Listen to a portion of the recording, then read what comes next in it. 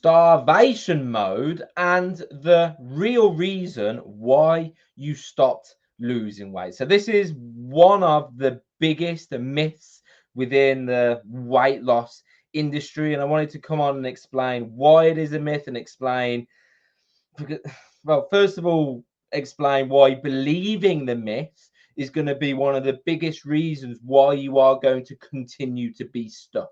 Okay, so this is really important. If you're watching me live, comment live down below.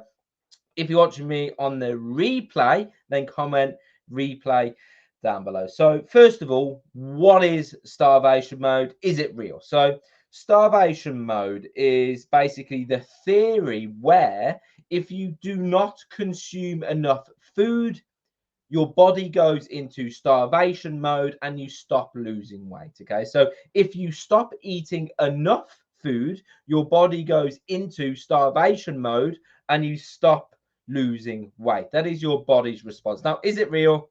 Is it a myth? What's going on? What's the confusion? So first of all, that is not true. It couldn't be any further from the truth. Okay, that is one big myth. Okay, let's say these aren't the nicest of examples, I know, but let's say you go to Nigeria in Africa, which is a country with one of the highest rates of starvation, I guess you could say, one of the highest rates of no food. Let's just say that. Okay, I can't remember the word that I'm looking to use here, but yeah, there's no food. There's adults, there's children that are quite literally starving. Now, if you go to Nigeria and you walk around one of those villages where the inhabitants are starving, what are you going to see? Are you going to see people who are overweight, or are you going to see people who are skin and bone and quite literally starving to death because they're not eating enough? Okay, we know the answer to that question. We've all seen the adverts on TV. If you go on Google and put, inhabitants of Nigeria, anything, and click images, you are going to see people who are quite literally skin and bone. They are starving. They did not just stop losing weight. That is not a thing. That's not how the body works. And we'll get into that shortly. Now, another example. Again, not the most pleasant of example, I know, but it's the best way to get the message across. Okay, if you was to look at the photos from the concentration camps in World War II, okay, let's get an example up over here. So, okay, we've got five adults here on the right who are starving. What do we see? Did they stop losing weight, or are they skin and bone? Did they hit starvation mode and stop losing weight? Absolutely not. They are starving. They kept losing weight until they looked like that. The least amount of food you consume in regards to calories, the more amount of weight you lose and the skinnier you get. Okay, the smallest amount of calories you consume, the more you lose and the skinnier you get. Starvation mode is not a thing. Okay, your body expends this amount of calories. If you consume less, you lose body fat. That's it. That is the principle of fat loss. It doesn't matter how you achieve that, whether it's keto, paleo, Weight Watchers, doesn't matter. If you're not in a calorie deficit, consuming fewer than what you expend, you won't lose body fat. And if you are consuming less, you will lose body fat. And if you consume less and less and less and less and less, you are going to lose more and more and more and more and more. Now, with that, there is issues with health. There's issues with sustainability, of course, but if you continue to eat less calories, you continue to lose more weight until you look at like any of these poor souls that we just shown you. Starvation mode is not a thing. And it's a big problem if you think or if you believe it and embody that, because the problem isn't that you are not eating enough. The problem is that the direct opposite, you are eating too much. And you might be thinking, but Chris, I'm not eating too much. I watch what I eat. Unless you take ownership of this, you are going to continue to be in the same position, stuck spinning your wheels. You might say, but Chris, I track all my food. You're not tracking it accurately. I'm sorry, but you're not. Okay, you are not the one outlier amongst the whole population of the earth, the planet. Okay, if you go to the vet and your dog is overweight, you feed it less and exercise it more. Okay, now I know within this process of being a human. You're not a dog.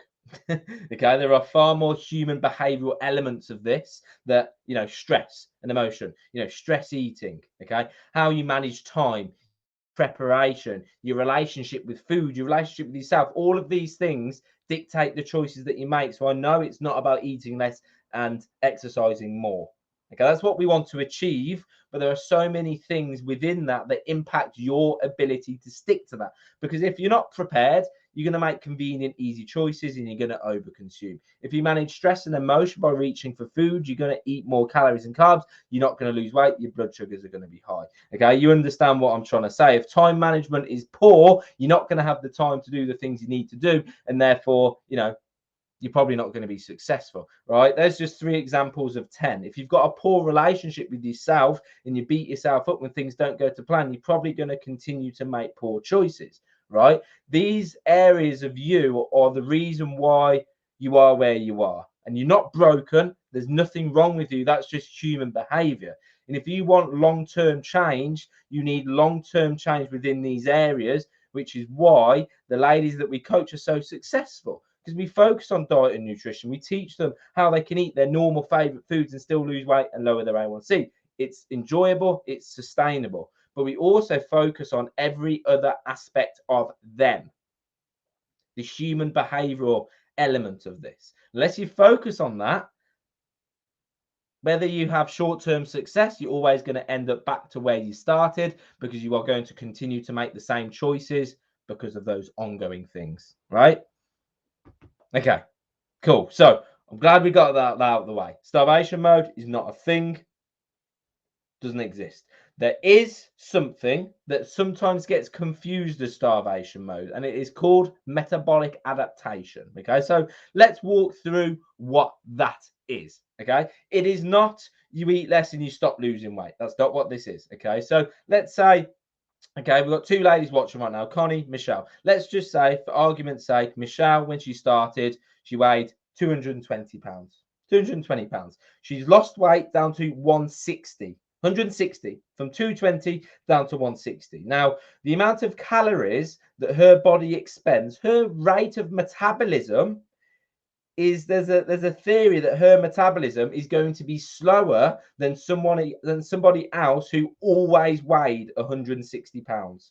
Okay, so Michelle goes from 220 down to 160. There is a theory that her metabolism is going to be slower than someone else who always weighed 160. This is called metabolic adaptation. Okay, now Michelle's not just going to stop losing weight, it's just going to be slower. Okay, and that is reversible through what is called reverse dieting within the weight loss, fitness, health coaching industry. That's what it's called. That's the label. Reverse dieting, which is the act of slowly increasing calories so that your metabolism can be restored to what it should be. Okay, but again, this isn't starvation mode. You don't just stop losing weight. The rate, of course, may be slower, and that is different for everyone. You might not experience it whatsoever, but you'll probably experience it to some degree. Some people might experience it in a higher, greater severity. Okay, so I hope you found this helpful, ladies. Okay, hope you found this helpful. If you did find it helpful, comment helpful down below. So before I go quickly, Michelle asked, what is a good way to track the calories? So best way, honestly, is to get a app on your phone. MyFitnessPal is one. There's another one called Lose It. There's tons and tons of different apps that you can use to track your intake. Have you got to count calories in order to be in a calorie deficit? No, but calories still count regardless of whether you count them. Okay, you can reduce your calories by cutting out snacking and replacing high calorie foods with lower calorie foods like salads and vegetables. But if you track what you eat, you can be a lot more accurate and a lot more consistent with adhering to the dietary goals and therefore achieving the result. Okay, Connie, helpful, fantastic. All right, ladies, again, if you're watching me live, comment live. If you're watching me on the replay, most of you will be, comment replay down below, and I'll speak to you all very, very soon. Take care.